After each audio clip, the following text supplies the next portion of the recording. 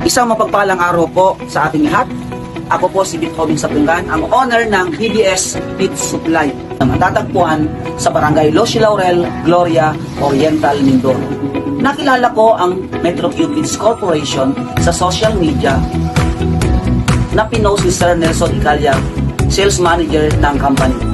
Nagsimula sa how, sabay EM po kay Sir, then tumawag siya at nagtalk. And that's it. Nang monthly pong yun, ako po ay nag-pay sa kanya ng order. Wow! Simula noon, sabi ko sa asawa ko at sa pamilya ko, parang may magic ang Nutriwin Feeds kasi dumami ang aming customer at tumaas ng bongga ang aming sales. At higit po sa lahat, nakakataba ng puso ang magandang feedback ng aming customer. Dahil alam kong masaya sila at maganda ang kita. Gumamit rin ako ng Facebook account at doon ako nag-post tungkol kay Nutriwin Feeds. Kaya lalo itong nakilala sa aming probinsya, lalo't higit sa aming bayan.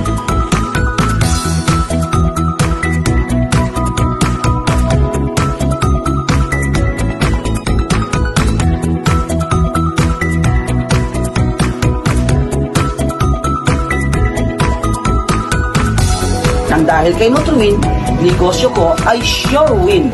Mga alaga namin, win na win.